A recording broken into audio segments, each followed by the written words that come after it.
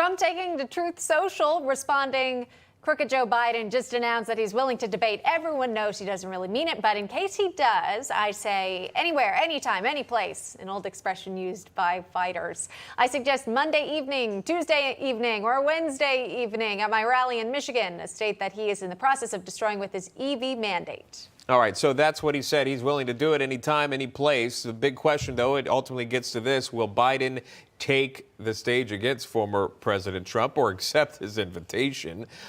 Did he mean to say it?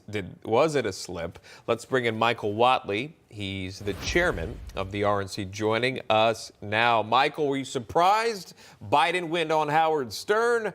Were you surprised to hear that Biden said he would be happy to debate Trump?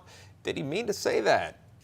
I was probably not nearly as surprised as his staff was, but I am very glad that he has said it. I think President Trump has made it very clear that he will debate anywhere, anytime, on any platform.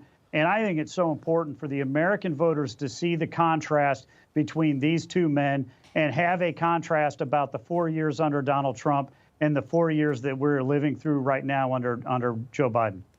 Well, debates are great, right? Because first of all, they're entertaining to watch, but they're also supposed to be informative. It's a moment when candidates are not supposed to have their scripts right in front of them so they can answer questions sort of off the cuff.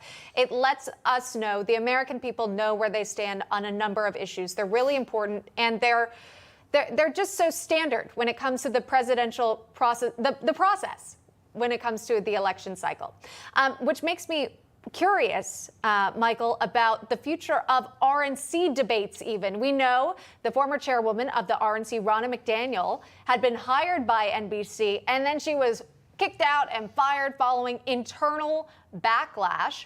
But under her lead, the RNC had partnered up with places like NBC networks to host the Republican presidential primary debates. Going forward, is the RNC looking at NBC or perhaps other networks that might be more open to hearing diverse perspectives like Newsmax? Well, look, when it comes to a presidential debate between President Trump and Joe Biden, as the president said, anywhere, anytime, any platform. You know, we are working right now with the debate commission.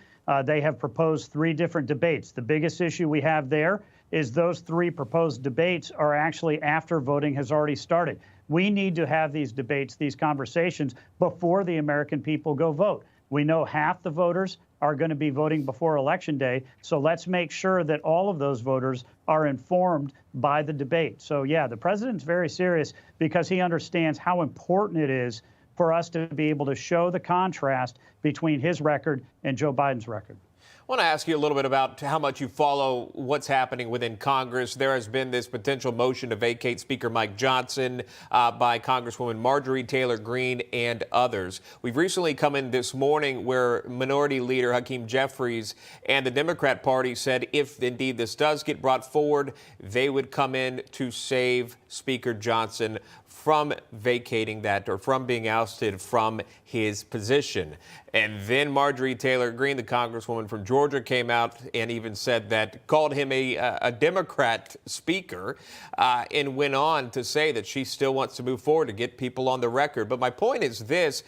We know that he's met with former President Donald Trump, and if Trump does indeed go into the office, it seems like chaos within the Republican Party. Do you have thoughts on the speakership, Speaker Johnson, the congresswoman, her moves, but also now Democrats coming to the defense of a Republican?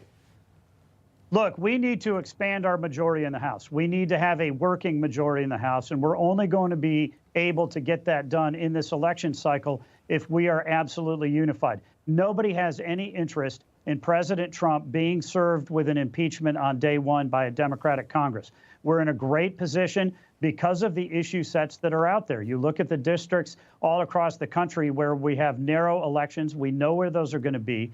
And when Donald Trump wins by a bigger margin, then we know we're going to have a tide that's going to lift all the boats. But we need to make sure that we have a working majority in the House.